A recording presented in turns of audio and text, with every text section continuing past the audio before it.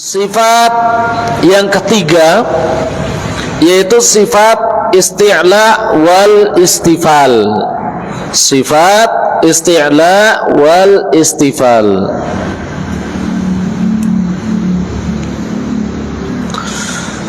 Itu sifat selanjutnya. Sifat isti'la wal istifal. Taib.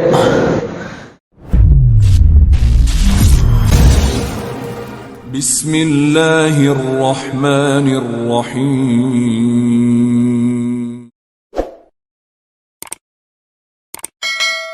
Assalamualaikum warahmatullahi wabarakatuh. Alhamdulillahi nahmaduh wa nasta'in wa nastahdih wa natubu ilaihi wa na'udzu bihi min syururi anfusina wa min sayyiati a'malina. Man yahdihillahu fala mudilla lahu wa man yudlilhu fala hadiya lahu. Wa asyhadu an la ilaha illallah wahdahu la syarika lah wa asyhadu anna Muhammadan abduhu wa rasuluh. Wa qala subhanahu wa ta'ala fi kitabihil karim, ya ayyuhalladzina amanu taqullaha haqqa tuqatih wa la tamutunna illa wa antum muslimun. Ilamu rahimakumullah, fa inna asdaqal hadis wa ahsanal kalami kalamullah wa khairal hadi hadi Muhammadin sallallahu alaihi wasallam wa syarrul umuri muhdatsatuha fa inna kulla bid'atin dhalalah.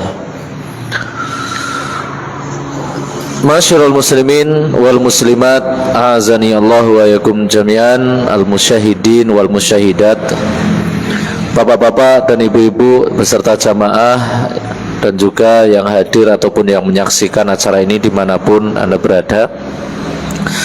Alhamdulillah, kita bersyukur kepada Allah Subhanahu wa ta'ala atas segala karunia yang Allah Subhanahu wa ta'ala berikan kepada kita semuanya, sehingga pada kesempatan yang berbahagia ini, di tempat yang mulia ini, Allah Subhanahu wa ta'ala memberikan tanda-tanda kemuliaan untuk kita semuanya. Di antara tanda-tanda Allah Subhanahu wa ta'ala memberikan kemuliaan kepada hamba ketika hamba-hamba tersebut dimudahkan oleh Allah untuk menuju jalan ketaatan. Jadi menuju jalan ketaatan itu adalah salah satu alamat tanda kemuliaan dari Allah Subhanahu wa ta'ala. Terlebih di dalam menuntut ilmu, yang mana Rasulullah mengatakan, man yuridillahu bihi khairan yufaqihu fiddin. Barang siapa yang diinginkan oleh Allah Subhanahu wa ta'ala kebaikan, baik kebaikan dunia dan di akhirat, kebaikan tersebut juga mencakup yang namanya kemuliaan, maka Allah Subhanahu wa ta'ala akan memahamkan hamba tersebut yaitu ilmu-ilmu agama. Mudah-mudahan kita termasuk hamba-hamba yang diberikan kemuliaan oleh Allah Subhanahu wa ta'ala. Kemudian kemuliaan tersebut kita dapatkan di dunia ataupun di akhirat. Kemudian salat serta salam mudah-mudahan kita haturkan selalu kepada qudwah hasanah kita, Nabi Muhammad sallallahu alaihi wasallam beserta keluarganya, para sahabatnya, dan tidak lupa juga para pengikutnya yang senantiasa setia teguh di atas sunnahnya hingga yaumul qiyamah kelak. Kita berdoa memohon kepada Allah Subhanahu wa ta'ala agar kita termasuk hamba-hamba yang diberikan keteguhan oleh Allah di dalam meniti sunnah beliau, menghindari bid'ah-bid'ah yang beliau larang, sehingga kelak kita bisa disandingkan bersama Rasulullah sallallahu alaihi wasallam. Ahibati fillah, azani Allah wa yakum jami'an. Kita akan melanjutkan pembahasan kita pada pertemuan kali ini, yang mana pembahasan yang pertemuan yang lalu kita sudah sampai di bab, siapa yang masih ingat Pak? Yaitu masalah bab sifatul huruf, yaitu tentang bab sifat-sifat apa? Huruf. Kemudian sifat yang terakhir kita bahas adalah sifat apa Pak? Mari.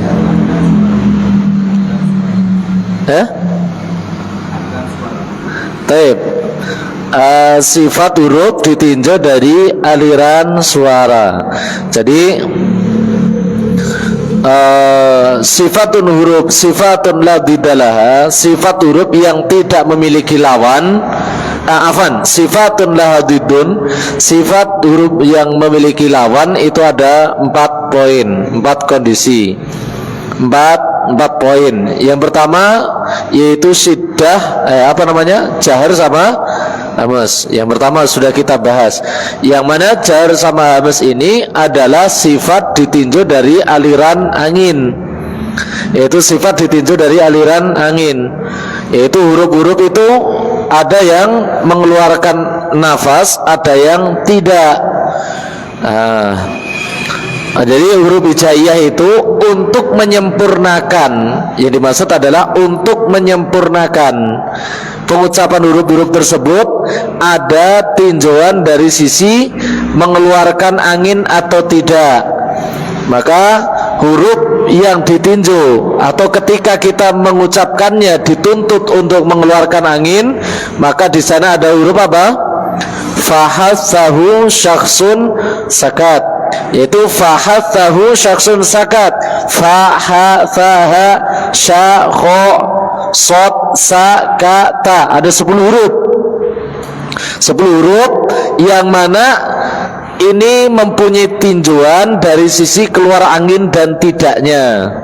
Kapan itu kondisinya? Semua kondisi, baik itu fathah, baik itu kasroh, baik itu domah, atau kondisi lebih sempurna lagi kalau itu kondisinya waqaf atau sukun atau mati. Nah, fa, ha itu keluar angin semua. Fa, ha, tha, ha, sya, kho, so, sa, ka, ta. Nah, inilah huruf-huruf yang keluar angin. Ini disebut dalam istilah adalah huruf apa? Huruf hamas. Lawan daripada hamas itu adalah al-jahru.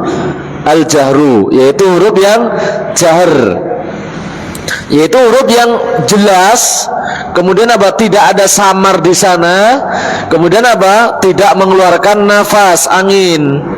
Maka selain daripada huruf fahatsahu syakhsun sakat tadi, tidak boleh mengeluarkan angin. Ba contohnya, ba tidak dituntut untuk mengeluarkan angin. Ba enggak. Dal juga sama, da enggak. Maka huruf-huruf itu tidak boleh. Da hudal lil muttaqin, ini salah. Kemudian apa lagi selain dal? Jim, jim pun juga sama, tidak boleh mengeluarkan huruf jim, mengucapkan huruf jim. An-nutqu fil harfil jim, pengucapan jim itu mengeluarkan nafas, nggak boleh.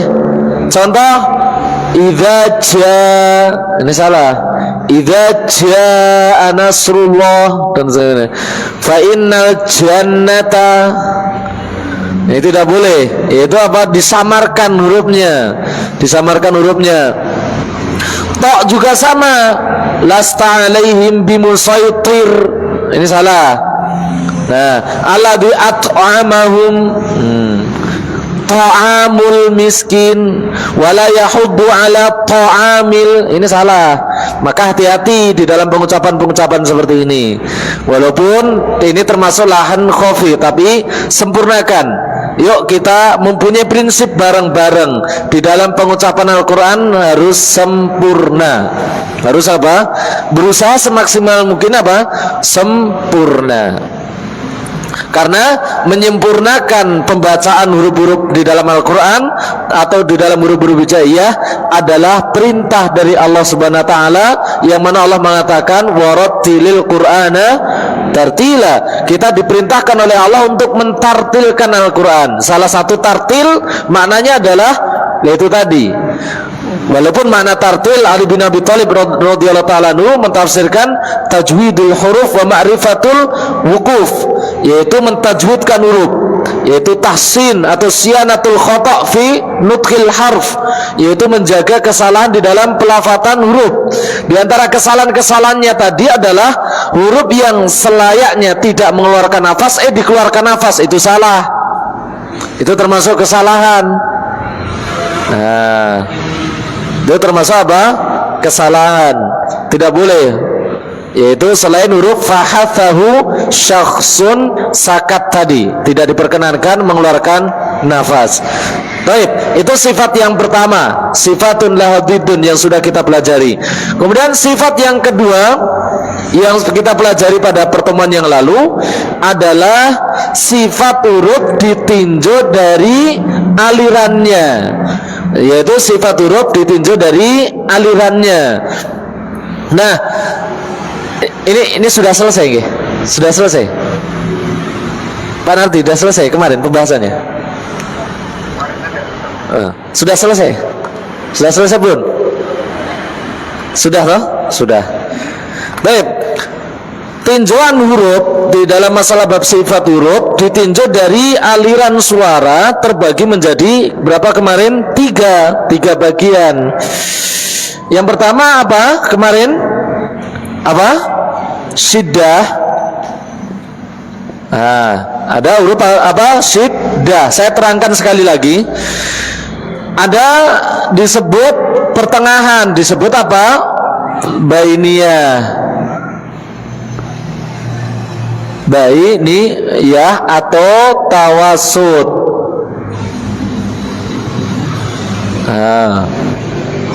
Ada selanjutnya yang nomor 3, yaitu apa? Rohwah. Nah, jadi sifat huruf ditinjau dari alirannya terbagi menjadi 3 ini. Maksudnya di dalam pengucapan baik itu fathah, kasroh, dhammah, terlebih sukun, huruf itu ada yang dituntut untuk mengalir di dalam mengucapkannya. Walaupun itu fathah, walaupun itu kasroh, walaupun itu dhammah, dituntut untuk mengalir. Nah, huruf yang mengalir rokhawah contoh. Nah, ada yang tertahan, sama sekali tidak boleh dialirkan. Ada yang pertengahan, maksudnya pertengahan itu tidak tidak tertahan mutlak, juga tidak mengalir mutlak. Itu yang pertengahan. Maksud pertengahan antara mengalir dan tidak. Nah, ini yang tertahan disebut syiddah. Maksudnya sama sekali nggak mengalir dia, tertahan. Makanya disebut syiddah. Makna syiddah itu artinya apa? Kuat. Kenapa disebut kuat? Karena kedua sisi makhorid itu tasodum, yaitu apa? Berbenturan, merapat dengan kuat. Maka hurufnya ada berapa kemarin? Ajid, qatin, bakat. Adid, qatin, bakat. Nah, huruf-huruf ini baik itu kondisi fathah, kasroh, dhammah, sukun, dia mempunyai kewajiban, yaitu apa?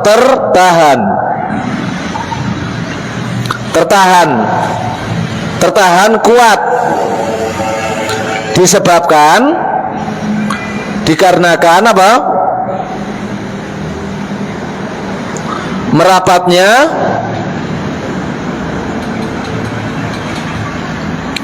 kedua sisi makhorid dengan kuat. Nah, ini mempunyai bacaan yaitu tertahan dengan kuat. Kenapa? Karena dikarenakan merapatnya kedua sisi makhorid dengan kuat. Jim contoh, dal contoh, ad, da. Nah, tidak da, enggak. Nah, ajidu qatin bakat, dia tertahan semua. Ba, ya begu, bukan ya begu, dia harus tertahan. Ya begu, wa tabghunaha iwaja. Nah, ini disebut syiddah. Ada disebut bainiyah, pertengahan, tertahan sebagian, tidak maksimal tertahan. Kemudian apa? Tidak mengalir juga secara keseluruhan. Hurufnya ada berapa kemarin? Lin, umar. Ada 5 huruf. Lin, umar. Maka huruf lam, huruf nun, huruf ain, huruf mim, huruf ro, dia apa tadi? Tertahan sebagian, mengalir sebagian. Dalam artian tertahan sebagian, mengalir sebagian. Baik dia dalam kondisi fathah, kasrah, dhammah pun juga sama. Makanya kalau kita melihat kalimat billah itu tidak tertahan billah, enggak, tapi a'udzu billah, ada sedikit aliran sedikit, billahi, bukan billahi, enggak, billahi. Lebih jelas lagi ketika dia dalam kondisi sukun. Maka kita perhatikan ketika sukun, huruf-huruf ini tidak boleh tertahan. Contoh kalimat alhamdu. Nah, alhamdu ada dua huruf di sini bainiyah, yaitu lam sama mim. Tidak boleh tertahan. Alhamdu. Nah, tidak boleh juga mengalir. Alhamdu. Demikian juga kalimat an'amta. Dan juga sama. Ada mim, ada nun, ada mim yang sukun di sini. An'amta, nun sama mim. Pun juga sama, tidak boleh dikuatkan. Ada amta, enggak. Tapi an'amta, an'amta, tidak boleh juga dialirkan. Ini mengalir, dialirkan. Atau rokoah. Bagaimana? An'amta siratal ladzina an'amta. Ini enggak boleh. Kenapa? Kalau dia mengalirkan berarti dia menaikkan tingkatan gunnah. Tingkatan apa? Gunnah. Dulu kita sudah pernah sampaikan bahasanya gunnah itu ada 4 tingkatan. 4 tingkatan. Nah, selain daripada huruf ini bainiyah disebut huruf yang rokhwah, mengalir. Contoh dal, contoh zain, contoh sin, contoh shin, contoh apa lagi? Shad, contoh shad, contoh dot, fa, apalagi, dan lain-lain seterusnya sampai selesai. Nah, huruf-huruf ini, mohon maaf ini saya tidak tulis semuanya, yaitu semua huruf saya tidak tulis semuanya. Ada sisa dari itu, baqiyatul huruf, sisa dari itu, maka dia dituntut untuk apa? Ketika fathah, ketika kasrah, ketika dhammah atau sukun harus dibaca mengalir. Contoh dzal, dzal harus dialirkan. Dzalika tuh, dzalikal kitabu la raiba fi, bukan dzalikal. Ta'awud pun juga sama.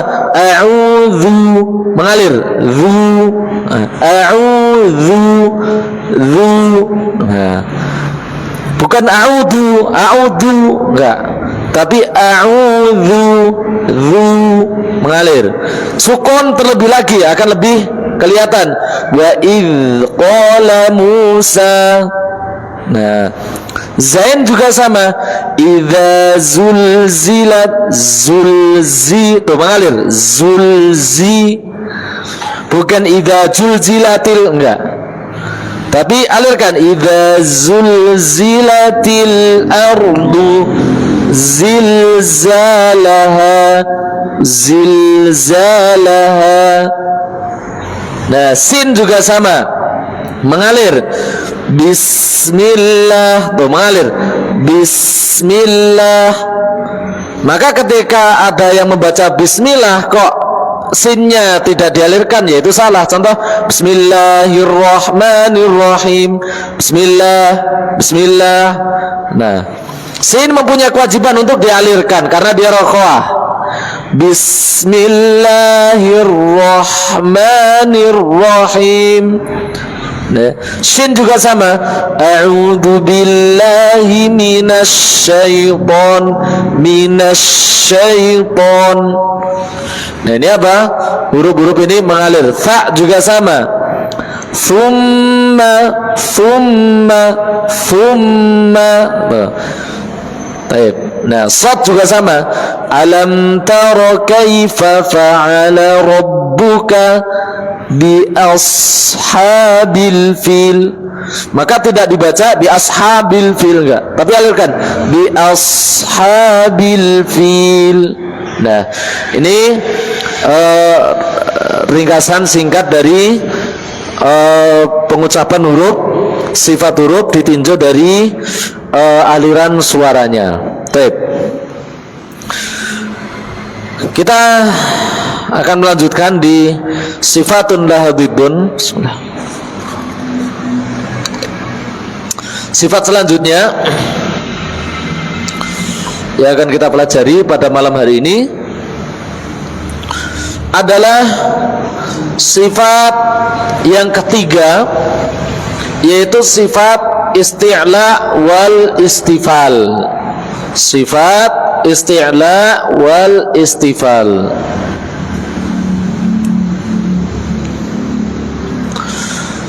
Itu sifat selanjutnya. Sifat isti'la wal istifal. Definisi dari makna kalimat isti'la dan istifal ini secara lughah, secara bahasa. Isti'la, apa isti'la nih Pak? Isti'la itu artinya ulu wal irtifa', dalam artian meninggi, mengangkat. Nah, itu apa? Artinya isti'la, yaitu meninggi atau apa? Tinggi atau terangkat, itu isti'la. Makanya Allah Subhanahu wa taala itu diantara sifatnya al-aliyun. Apa aliyun itu? Meninggi, tinggi, maha tinggi. Aliyul kabir, udah tinggi, besar, gitu kan sifatnya Allah Subhanahu wa taala. Nah, isti'la dari kata ala. Ala itu artinya ya tinggi, di atas, terangkat. Nah, itu secara lughah. Adapun istifal, ya lawannya, lawan daripada meninggi itu, yaitu apa istifal berarti? Atau inkhifat, yaitu apa? Merendah. Merendah. Makanya kalau kita sedikit jeli memperhatikan jalan itu, kenapa itu jalan disebut jalan apa? Aspal, ya kan? Jalan apa? Aspal. Aspal itu dari kata bahasa Arab Pak, asfal. Atau apa artinya asfal? Di bawah. Makanya kalau sekarang ada orang yang mengatakan anti Arab, fobia dengan Arabiyin, ya suruh ganti itu jalan aspal, ganti apa? Jalan apa berarti Pak? Jalan ireng atau apa, terserah itu. Karena itu dari bahasa Arab, dan kita tidak pungkiri banyak kosakata di dalam bahasa Indonesia ini banyak mengadopsi dari bahasa apa? Bahasa Arab. Apa contohnya? Adil. Adil memang bahasa Indonesia? Bukan, adil dari bahasa Arab. Hatta jalan lagi, jalan tol. Tol apa tol artinya? Arab, panjang. Itu ya. Tul, jalan tol. Sampai masalah garis katulistiwa, kalau antum cermati, katulistiwa itu dari bahasa Arab, Pak. Apa Pak itu katulistiwa bahasa Arabnya? Berasal dari kata khotul istiwa. Makanya orang Indonesia dibablas nih katulis tiwa, padahal berasal dari khotul istiwa. Khot artinya apa? Khot itu garis.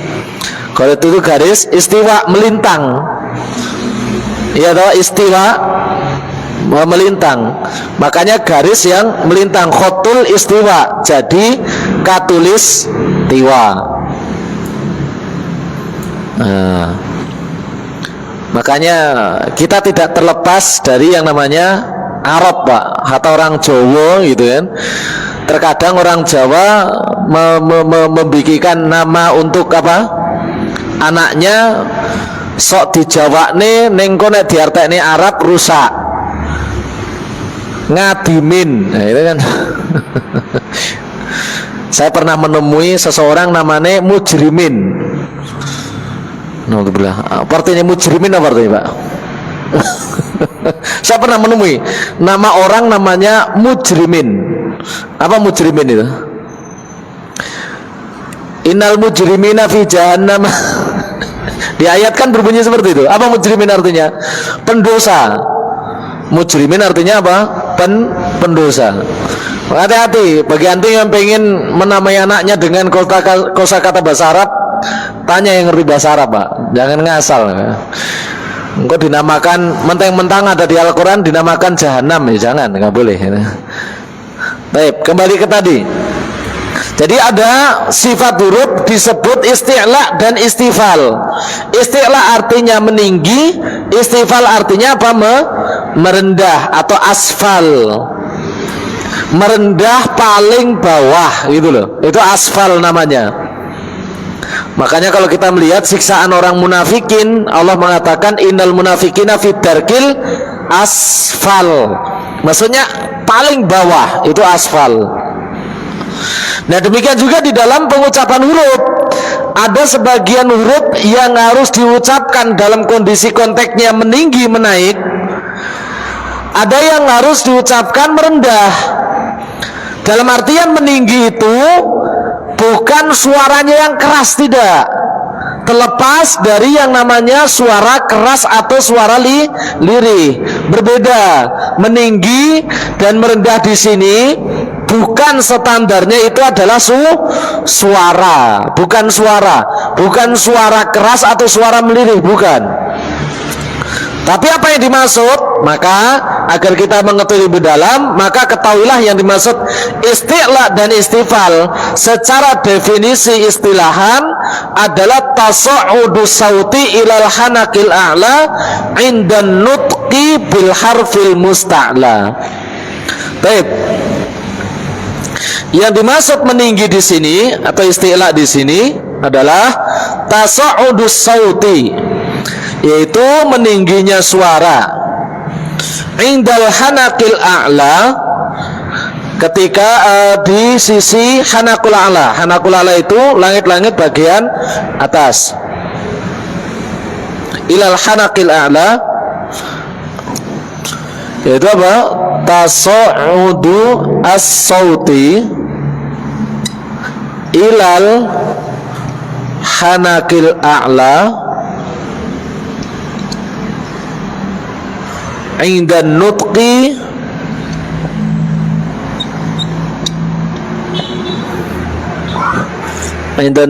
bil harfil musta'la.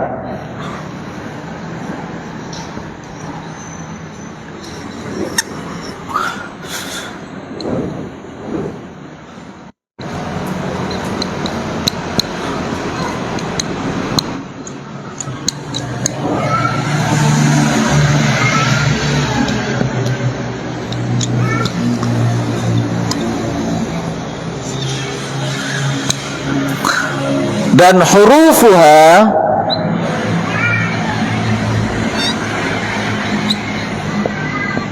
itu apa? Khusso,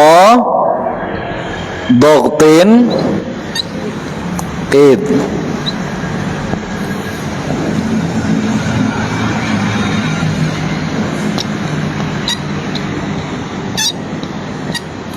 Nah, ini definisi secara istilah ditinjau dari bab sifatul huruf, yaitu tasa'ud. Tasa'ud itu artinya naik. Tasa'ud itu artinya naik. Tasa'udu sauti, naiknya apa? Saut apa artinya saut? Suara. Suara itu naik.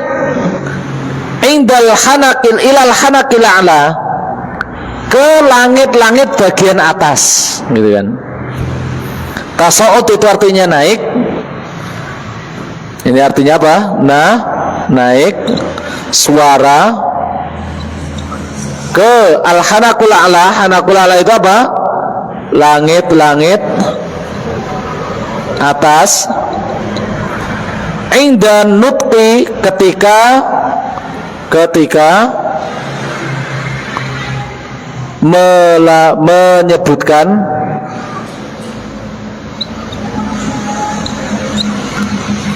bil harfil musta'la, huruf-huruf isti'la. Huruf-huruf apa? Isti'la. Dan adapun hurufnya, nah khussodoktin qid.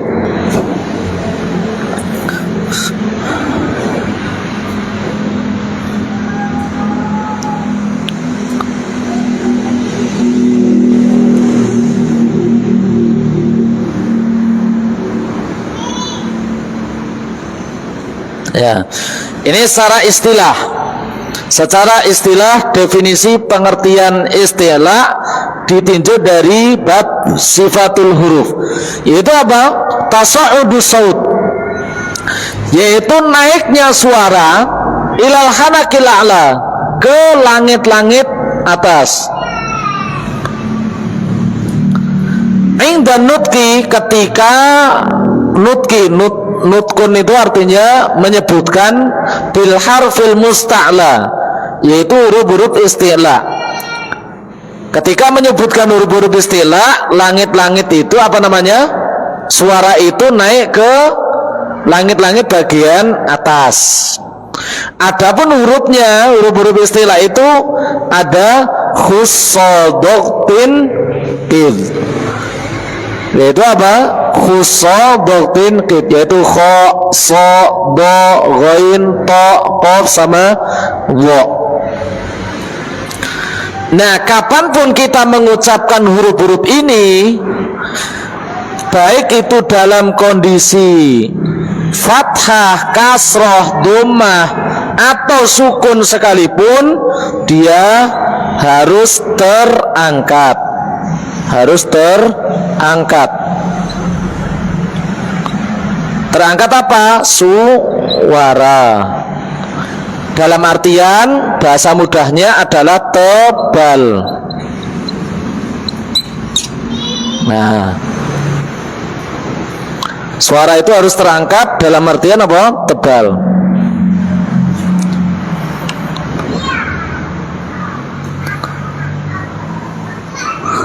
Baik, ini yang dimaksud dengan isti'la.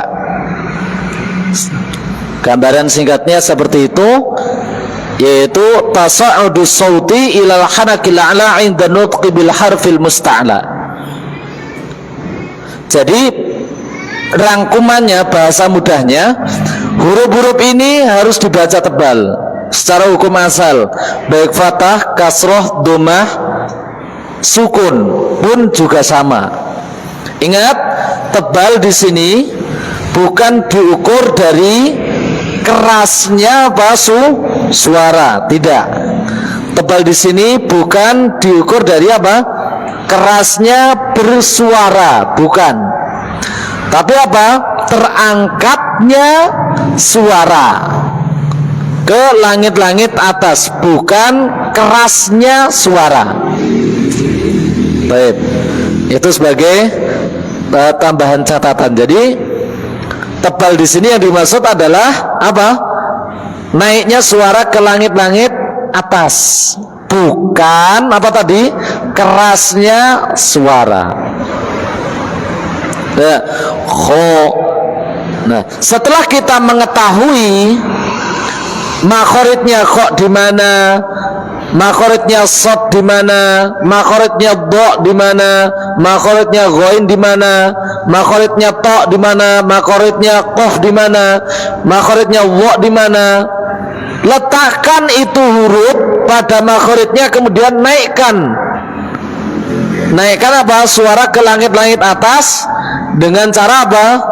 Yaitu dengan mengangkat pangkal lidah. Dengan mengangkat apa? Pangkal lidah.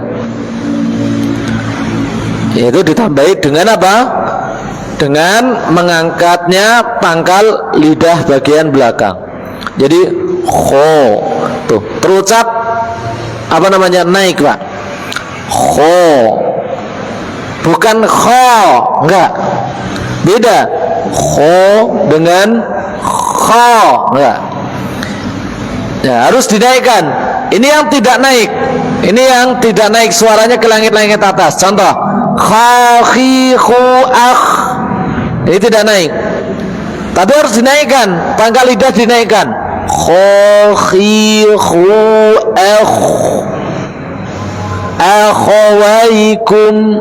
Nah, coba kita buka bukunya di halaman 44. Di halaman 44.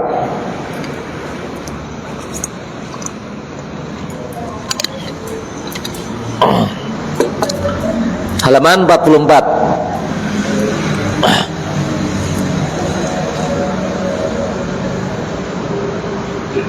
Udah ketemu halaman 44? Nah, coba kita praktekkan. Dulu kita sudah mempelajari makhorid-makhoridnya. Kemudian tinggal tugas yang kedua adalah menaikkan suaranya ke langit-langit atas. Makhoridnya sudah kita pelajari. Mana kho, mana ghoin, mana dot, mana sudah kita pelajari. Yuk kita praktekkan di situ. Lihat di situ. Pertama huruf kho, ya kan? Kho. Perhatikan di situ. Kita baca bareng-bareng dan saling mengevaluasi diri sendiri. Saya kurang tebal atau tidak? Baik. Kita baca. Kho, khi, khu, akh. Baca.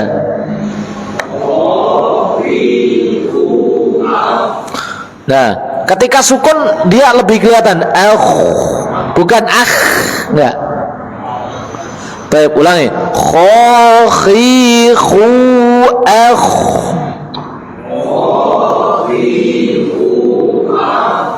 Khu, khon, khoni, khokhna. Naikkan. Minal mukhni.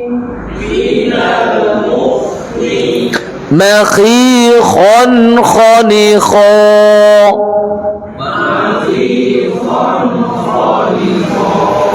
Nah, ketika kita masuk kalimat juga sama. Akhuka dan sebagainya. Wa ikhwanuhum. Nah, khairul bariyah. Khairu, bukan khairu, enggak. Bukan khairu, ini salah. Baik, shad, kita lihat shad. Kita baca.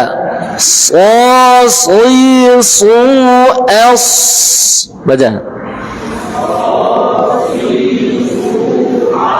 Bukan os, Pak, enggak ada os, tapi a. Lebih keras lagi, lebih keras, naikkan suara ke langit-langit atas. Baca. Harus terbedakan mana shad, mana sin ketika kasroh. Contoh ketika pengucapan sirotol, maka dia harus tebal. Kan shad huruf tebal, berarti lawannya istilah tadi apa, Pak? Istifal. Kalau shad endingnya tebal, kalau sin endingnya apa? Kalau istifal endingnya apa? Tipis. Maka ketika kasroh harus terbedakan mana shad, mana sin. Contoh nanti ketika mengucapkan siratal ladina, labudda alaina an nufarriq baina harfis shad wa baina harfis sin. Wala taqul, dan jangan diucapkan siratal ladina. Ini salah. Siratal. Dia harus tebal. Bagaimana? Naikkan ke langit-langit atas walaupun dia kasroh. Bagaimana caranya? Mengangkat pangkal lidah belakang. Siratal ladzina an'amta alaihim. Sirata. Demikian juga sukun. Alam tara kaifa fa'ala rabbuka bi asha. Bukan bi asha. Nah, demikian juga ketika dhammah harus terbedakan mana sin, mana shad. Contoh dalam kalimat di dalam Al-Baqarah, Allah Subhanahu wa taala berfirman antara summun dengan summun. Karena berbeda arti summun menggunakan sin, arti summun menggunakan shad. Itu berbeda arti. Antum membaca di Al-Baqarah summun menggunakan sin sudah merubah makna Al-Quran. Kan kita ketahui bersama di awal Al-Baqarah ada ayat summum bukmun umyun fahum la yarjiun. Terkadang ayat ini dijadikan jimat Pak sama ahli batiniyah. Benora duya asu jadinya. Baca ini 7 kali tanpa nafas. Bablas. Ya bener duya gitu. Baik. Nah, maka tebalkan kasroh juga sama. Yuk kita baca.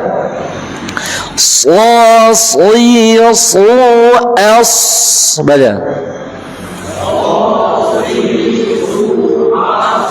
Naik pangkal lidahnya. Sosna.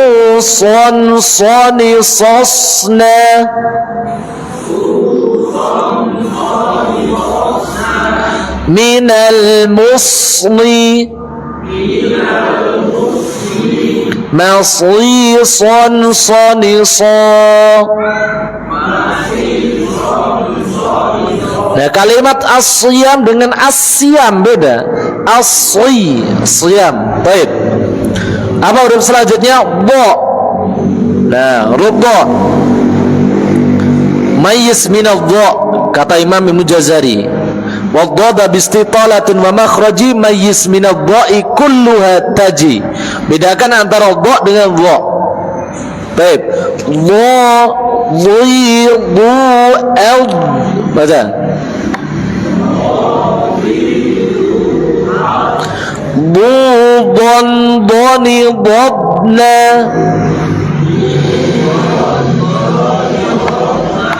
Minal mudni. Madhidon, doni, do. Nah, fil ardi dengan fil ardi beda. Terkadang kita membaca kalimat fil ardi dengan entengnya, dengan mudahnya mengucapkan fil ardi jami'a. Dia merubah huruf dia. Huruf apa? Huruf dot dirubah menjadi huruf apa? Huruf dal. Dan ini banyak. Fil ardi jami'a. Ini sudah bukan huruf dot lagi, tapi huruf apa? Huruf dal. Maka bedakan dot. Baik. Ghain sama. Kita ucapkan ghairiru al.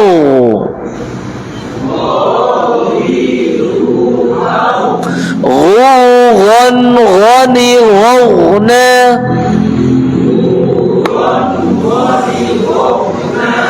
Minal mughni. Maghiran ghanigha.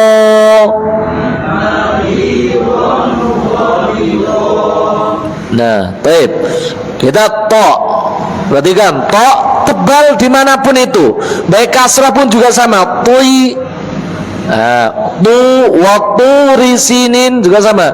Tuina juga sama, tebal. Kita ucapkan, kita latih. To tui tu etu.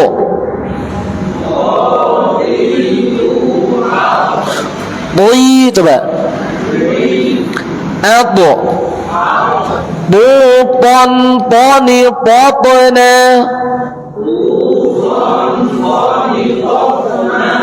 Minal mutoni. Matiqan ponipo. Nah, kalimat at'amahum fakhim alladhi at'amahum.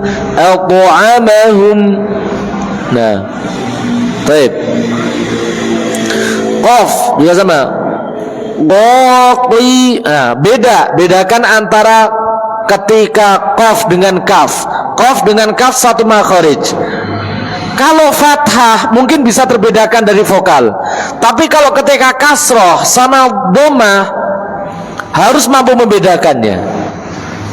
Kenapa? Karena nanti kalau kita kebolak-balik qaf itu dengan kaf, terutama ketika dhammah, qul ya ayyuhal kafirun, artinya apa qul ya ayyuhal kafirun? Katakanlah wahai orang-orang kafir. Ketika kita kebalik menjadi kaf, qul ya ayyuhal kafirun. Jadinya apa? Makanlah wahai orang-orang kafir. Qul, katakanlah. Qul, makanlah. Qila, dikatakan. Qila, ditimbang. Nah, apa perbedaan Pak? Qila menggunakan qaf, artinya apa? Dikatakan. Qila menggunakan kaf, artinya apa tadi? di kilo ditimbang, kilo wakila ditimbang, maka harus mampu membedakan. Baik, kita nanti qi bukan ki, qi qu aku,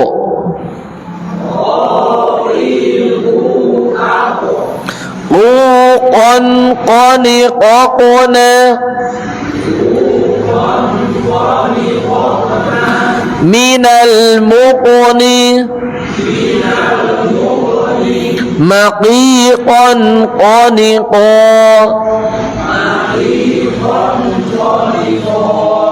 Baik, wa. Baik, wa. Bedakan dengan dzal ketika kasrah dan ketika dhammah. Bukan dibaca zu, tapi wu. Naikkan dia. Naikkan ke langit-langit atas ketika dhammah, ketika kasrah. Bukan zu tapi wu. Ketika kasrah juga sama, bukan zi tapi wi. Wa nudkhiluhum di dalam surat An-Nisa willan pakai dha, bukan dibaca zillan. Nah, beda antara zillan dengan willan, beda. Wila. Baik.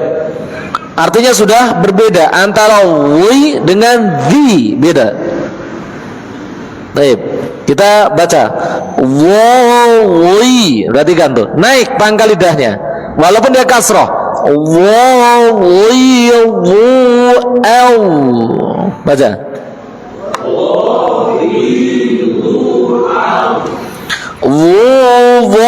wani wazna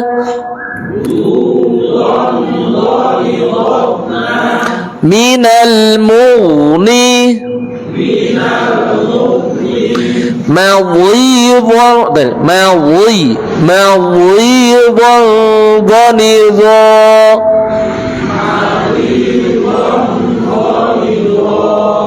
Baik, sampai di sini para jamaah azani Allah wa'alaikum jami'an.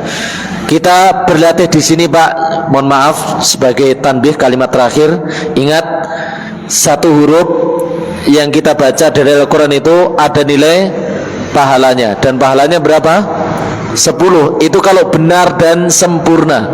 Kalau benar dan sempurna, maka raih 10 pahala tersebut dengan menyempurnakan, dengan membenarkan huruf-huruf hijaiyah yang kita baca dari ayat manapun, surat apapun itu. Maka satu huruf, ingat, ada nilai pahalanya. Kewajiban kita untuk menyempurnakan, membenarkan, dan menggapai meraih 10 pahala dari setiap satu huruf yang kita baca. Wallahu ta'ala alam bisawab. Subhanakallahumma rabbana wa bihamdika asyhadu an la ilaha illa anta astaghfiruka wa atubu ilaik.